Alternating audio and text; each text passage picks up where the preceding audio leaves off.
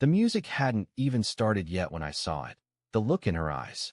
That split-second hesitation when she stepped out of the bedroom and realized I was standing by the hallway mirror, watching. She froze. Not because I startled her. No, it was because she didn't expect me to notice. Her hair was perfect. Her makeup, soft but surgical, like she'd practiced it. And that dress? A deep burgundy thing with a low back and thin straps she'd sworn she'd never wear because it felt too revealing. Suddenly, it wasn't too much. "I thought you were still in the shower," she said, smoothing the sides of her dress like she needed something to do with her hands. I didn't answer. I was too busy calculating. Because something was off. Way off. She didn't have her wedding ring on. Again. And the necklace she wore, the gold one with the tiny emerald charm, wasn't the one I gave her. It was new. Expensive. Subtle. Masculine in its minimalism. A gift. But not for me. Still, I said nothing. She pulled her phone out of her clutch and tapped twice, her lips tightening. "I'm going to swing by the event early. Help set things up," she said. "You can meet me there later if you want. Not let's go together. Not our Uber's outside. Just I'm going first." I kept my voice level. "So, you're meeting someone?" She blinked. And then, like she'd rehearsed it, she exhaled. Not nervous, not apologetic, just done pretending. "Yes," she said. "I am." No tears. No excuses. Just raw honesty, polished and delivered like a dinner reservation. And then she walked past me, heels clicking across the tile like punctuation. She didn't ask how I felt. She didn't wait to see if I'd follow. And maybe that's the worst part. She knew I wouldn't stop her. But what she didn't know, not then, was what I'd already found in her phone last week. Or what I planned to do with it. And when she finally saw me again later that night, she dropped her glass. But I'll get to that. She left the house at exactly 6:42 p.m. I know because I watched the time change on the microwave clock as the door clicked shut. I didn't follow. Didn't call out. I just stood there in the dim kitchen, the ice in my untouched glass of water already melting, and the echo of her heels still bouncing around in my chest. I should have felt rage or heartbreak, or the kind of desperation that makes men lose their minds. But what I felt was worse, clarity. For the first time in months, maybe even years, I saw everything for what it was. This wasn't sudden. This wasn't new. This had been building. And I had been watching it from the front row like a fool too afraid to stand up and leave the theater. The truth is, I already knew about him. His name was Rory. Yeah, Rory. Sounded like someone who drinks overpriced cocktails and uses network as a verb. A guy who probably wears cologne called confidence and thinks meetings are battles he needs to dominate. She'd let his name slip once, too casually, 2 months ago. And since then, I'd become a student of silence, learning to observe the way her phone never left her hand, the way she started showering right after work instead of in the morning, the way she suddenly cared about how her voice sounded in voicemails. I didn't ask questions. I just started watching. A week ago, she left her phone on the bathroom counter while drying her hair. It lit up 3 times in a row, and that was my window. I didn't need to scroll. Just one notification preview was enough. "Rory, still thinking about last night. That smile you gave me before the door closed. That smile. My wife's smile. The one I used to get when I brought home her favorite Thai food without asking. The one I saw the night I proposed, when her hands were shaking and she couldn't stop laughing. Now it belonged to someone else. But I didn't explode. I didn't confront her. I simply took a picture of the screen with my own phone, set it down, and went back to the living room like nothing happened. Because I needed a plan. A clean one. One she wouldn't see coming. One that wouldn't make me the villain in the story she was clearly rehearsing in her head. No yelling. No throwing things. No pitiful begging. Just strategy. So now, with her gone to set up early, I put my plan into motion. I walked into our shared closet, the one where she used to leave sticky notes with hearts on my side of the mirror, and pulled out the smallest suitcase we owned. Not for me. For her. I laid it open on the bed and started folding her clothes into it. Neatly, like I was helping a friend pack for a trip they forgot to mention. Her favorite cardigan. The jeans she always said made her feel confident. Even that dumb sweatshirt from college she never wore but refused to throw out. It all went in. Then I went to the safe. We never kept much in it. Just our passports, a flash drive of wedding photos, and the last thing I added last year. The title to the car. The one I paid off. The one she conveniently borrowed most weekends. I took the title out, walked to the drawer, removed the spare key, put both in a Ziploc bag, and dropped it in the suitcase. She wanted a clean break? I was giving her one. But that wasn't the twist. The twist was waiting in the guest bedroom, inside a plain manila envelope that I'd sealed and addressed earlier that day. It was a letter. A simple one. Not written by me. Written by him. Rory. I'd printed out his messages from her cloud backup, the ones he thought were deleted. The ones that showed, without a shred of doubt, that he knew she was married. That he encouraged her to keep it secret. That he called me the obstacle more than once. And guess where that envelope was going? To HR. At her job. That's right. Because when your lover is also your team supervisor and your husband happens to know how to legally phrase inappropriate workplace relationship involving a subordinate, things can go south real fast. The moment she walked out to meet him, she stepped into a trap she didn't even know existed. And me? I wasn't just the weak husband anymore. I was the storm she never saw coming. By the time she arrived at the company event, I was already there. That's the part that'll probably haunt her the longest. The way she stepped inside, confident and glowing in that burgundy dress, thinking I was still at home sulking, spinning my wedding ring on the kitchen counter like a sad cliche. But I wasn't home. I was standing by the bar, in full view, already mid-conversation with someone from finance I vaguely remembered meeting at last year's ugly sweater contest. I wasn't drinking, just holding a glass, watching, and she saw me. Our eyes locked for maybe 2 seconds, but her entire body language shifted. Her smile faltered, her stride slowed, and she blinked like her brain couldn't quite compute the fact that I was there before her. She hadn't even reached the main room before I saw Rory appear behind her, grinning like he owned the place.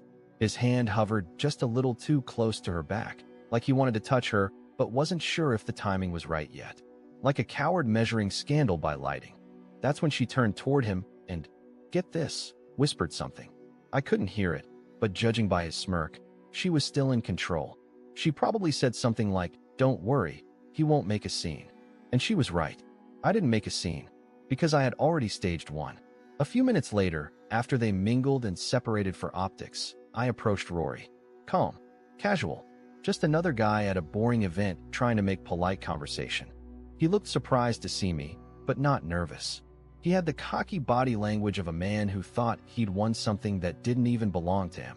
I introduced myself, shook his hand. He called me buddy. That's when I leaned in slightly, smiled, and said, "By the way, I left something on your desk earlier this evening. Might want to check it before Monday." His face twitched. Just a flicker, but it was there. That tick of fear when a man realizes the game isn't just over.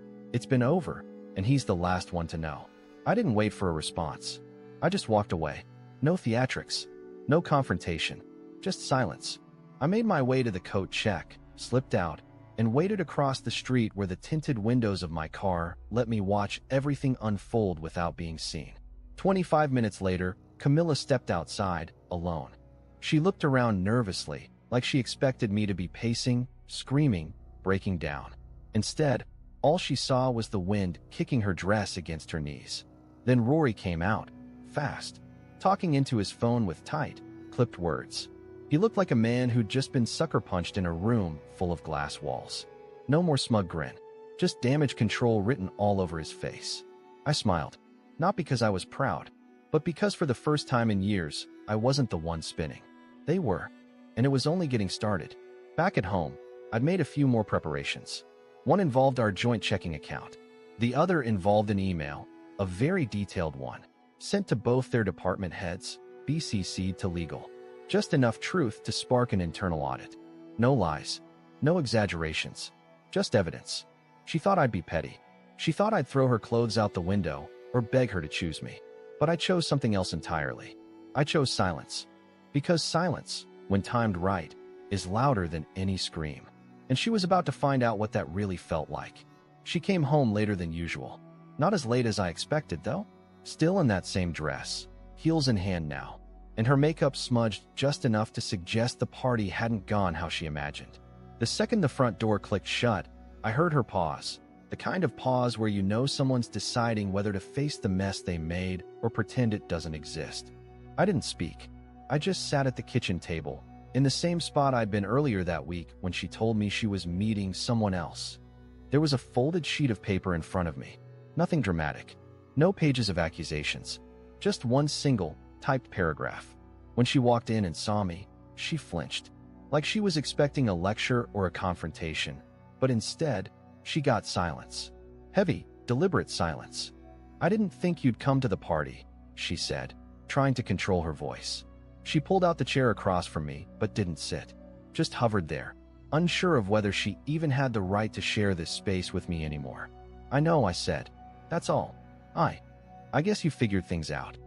I raised an eyebrow. "Figured out what?" "That you chose a co-worker with a fake Rolex and a fragile ego over a husband who sacrificed years for you?" "Yeah, I pieced that together." She winced. "But I didn't stop there. You didn't expect me to do anything, Camilla.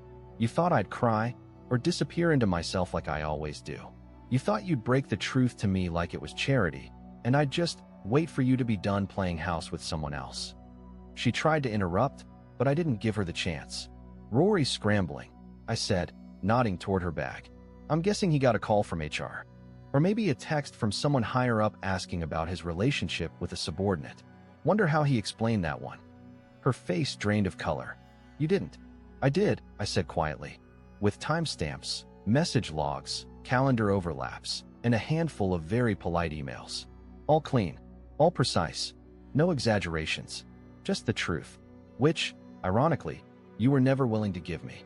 She finally sat down, the bravado melting off her shoulders like wax. For the first time, I saw real fear in her eyes. Not fear of me, but fear of the life she had just set on fire with both hands. "You could have ruined me," she whispered. "You wanted to ruin me." I leaned forward, my voice low. "No, Camilla, I wanted you to face what you did. Not just to me, but to yourself. You didn't fall in love with Rory. You fell in love with the idea that someone new could reset your story. But people like him, they don't offer new chapters. Just distractions." She started crying then. The quiet kind.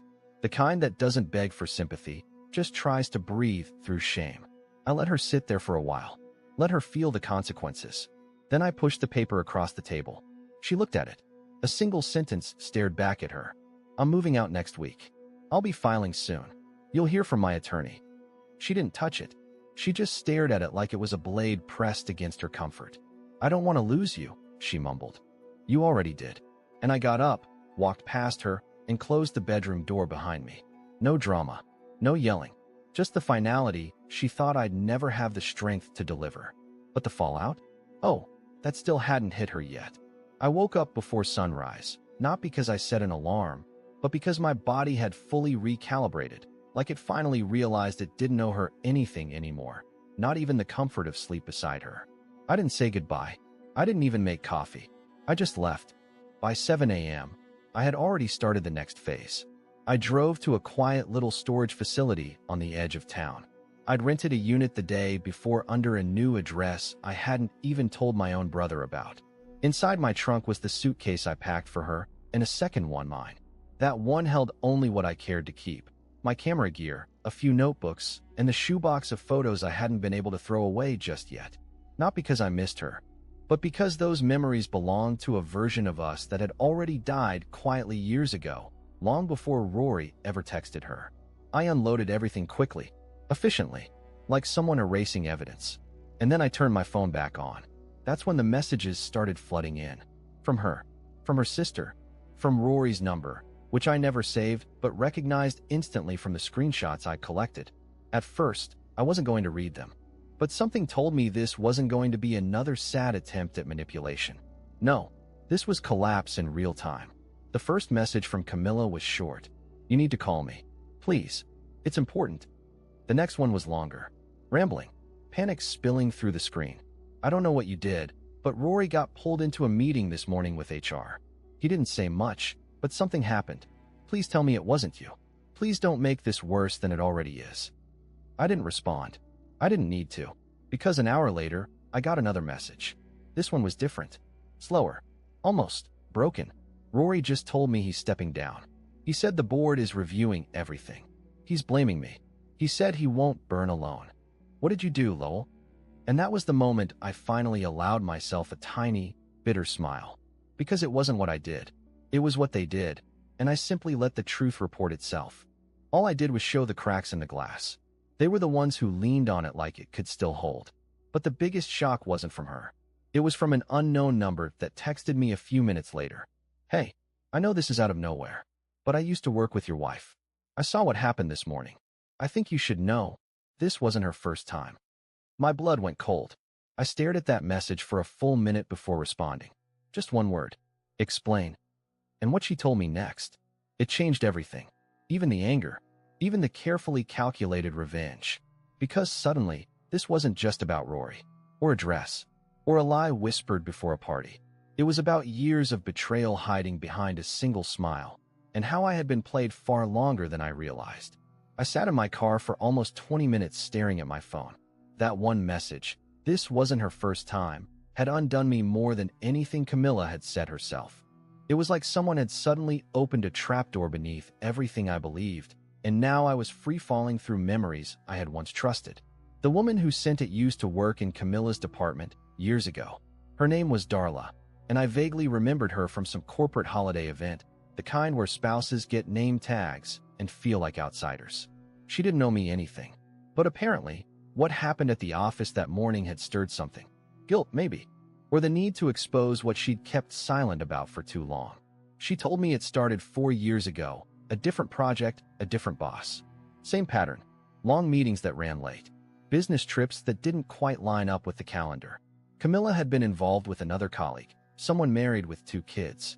That affair had ended when the man's wife found out and nearly burned his life to the ground. HR got wind of it, but it never became official. He was quietly transferred. Camilla somehow stayed put. I had no idea. Back then, I was working 60-hour weeks trying to land a contract that would pay off our second mortgage. She had told me she was emotionally burnt out. I remember buying her that weekend retreat package at the lake house, thinking it would help. God, I actually believed that was a good memory. As I pieced it all together in my head, something in me changed. I wasn't just hurt anymore. I was humiliated. I'd been the man who held the umbrella while she danced in someone else's storm. Again and again, I texted Darla back. I asked if she had any proof. I didn't expect a yes. But 2 minutes later, she sent a forwarded email from Camilla, dated 3.5 years ago. A joke. A line about being better at mixing business and pleasure than most. And attached, a photo from a company retreat. Camilla on a balcony, holding a glass of wine, sitting far too close to a man who wasn't me. I zoomed in. Her hand was on his knee. The same way she used to do to me in restaurants when she wanted me to know she was mine. It felt like the floor gave out. Back home. No, not home anymore. I sat in the apartment I'd rented under a different name and just stared at the wall. I didn't cry. I wanted to. I wanted to scream, to rip the picture of our wedding day I still had in my bag. But all I could feel was exhaustion. Not the physical kind. The kind that lives in your bones. The kind that makes you feel like you've aged a decade in a day. Then Camilla called again. 6 missed calls. A new voicemail. I didn't listen. Instead, I started typing. Not a message to her. No, I was writing my story. Every detail. Every mistake. Every moment I ignored the signs and convinced myself I was being paranoid. I wasn't writing it to shame her. I wasn't even writing it for closure. I was writing it because if I didn't get it out, I was going to drown in it. But here's where it gets strange. The next morning, I woke up to a knock at my door. I thought maybe it was a delivery. Maybe my brother, checking on me. But no, it was her. And what she said when I opened the door, I hadn't told anyone where I was staying. The lease was in a different name, the utilities under a prepaid account, and I paid cash for everything. Camilla shouldn't have been able to find me. But somehow, there she was, standing outside my door like the past week hadn't just happened. Hair pulled back in a messy bun, no makeup, wearing the hoodie I bought her for that road trip she claimed was life-changing. I stared at her through the peephole for a long minute before I even opened the door. When I finally did, I didn't say anything. Neither did she. She just looked at me with these wide, glassy eyes like she was trying to decide if I was real or just another thing she dreamed up to avoid feeling alone. "I figured you'd be here," she said softly, like that made it okay. Like that explained the 6 days of silence, the destroyed job, the exposed affair, and the way she turned our life into a battlefield without ever lifting her voice. "You have about 30 seconds, I replied, stepping aside only enough to make it clear she wasn't coming in. She didn't ask to. Instead, she clutched a folder to her chest like it was armor. He's saying I coerced him, she whispered. Rory, he's telling everyone I pressured him into the relationship, that I made threats. I blinked, slowly, and it's not true, she said, her voice cracking. Lowell, please, you know that's not who I am. The laugh that came out of me wasn't even bitter. It was hollow, detached. I didn't even recognize it. I know who you were with someone else, I said. Multiple someone else's, apparently. And I know you're not here because you regret what you did. You're here because the fallout finally caught up. Her lip quivered, and I swear, if this had happened a month ago, I would have folded. I would have hugged her. I would have told her we'd figure it out. But something inside me had changed. I wasn't hers anymore. Not emotionally, not legally, not in spirit. She opened the folder slowly and pulled out a sheet of paper. It's a formal complaint from his attorney, she said. He's trying to bury me. HR won't even look me in the eye now. I'm on unpaid leave. My name's being dragged through internal channels. This could ruin everything. I crossed my arms. And you think coming here will fix that? I thought you'd want the truth. I thought maybe if you told them it was mutual, that you knew, it might help. It was so wild, so self-centered, that I actually took a step back to process it. You want me to lie for you, I said. After everything you did. After the people you humiliated, the marriage you burned down, the man you betrayed. Now you want me to save your reputation? Her face collapsed in on itself. And finally, I saw it. Not regret, not sorrow, panic. Because she wasn't used to not having control. She wasn't used to me having the last word.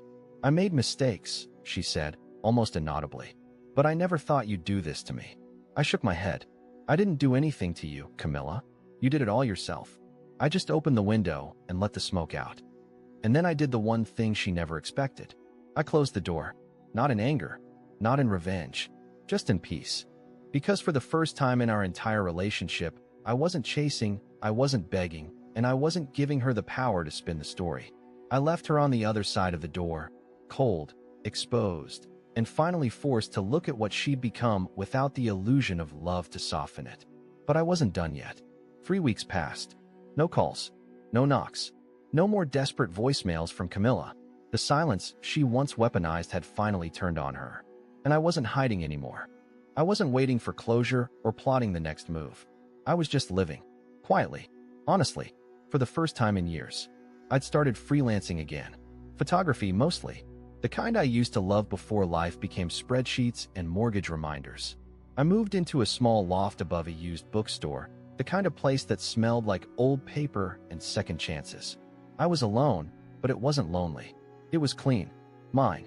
Then one morning, while editing photos at a little cafe down the street, my phone buzzed. A message. From a number I didn't recognize.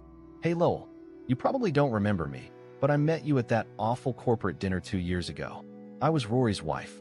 Now ex-wife. I just wanted to say thank you. I froze. Her name was Lydia. I remembered her vaguely. Elegant, soft-spoken. The kind of woman who had clearly spent too long shrinking herself next to a man who needed all the air in the room. We'd only exchanged a few words that night, probably something awkward over the shrimp cocktail. Her message continued. I found out everything after the investigation started. You being brave enough to speak up made the rest of the truth finally come out. I've left him. I got the house. I got peace. I don't know what Camilla told you, but I hope you know you did the right thing. If you're ever in Carson Ridge, I'd love to buy you a coffee, just to thank you face to face. I didn't respond right away, not because I didn't want to, but because something about her words made me sit back and breathe. Not out of pain, not from grief. Relief. All the chaos. All the humiliation. All the nights I stared at my ceiling wondering how I didn't see the cracks forming. It led to something. It led to truth. Not just for me, but for someone else who'd been lied to too. I wrote back later that evening. Hey Lydia, I remember you. I'm glad you got out too. Maybe coffee wouldn't be the worst idea. She replied with a smile emoji. That's how it ended. Not with a scream. Not with a ring thrown across the floor or an angry confrontation on a doorstep. But with two people, strangers, really, who'd both survived being collateral damage, quietly finding their way back to something that felt like hope. Camilla? I heard she resigned. Last I checked, she moved out of the city. I don't care where she went. That part of the story is done. And me? I'm starting over. And this time, I'm not looking back.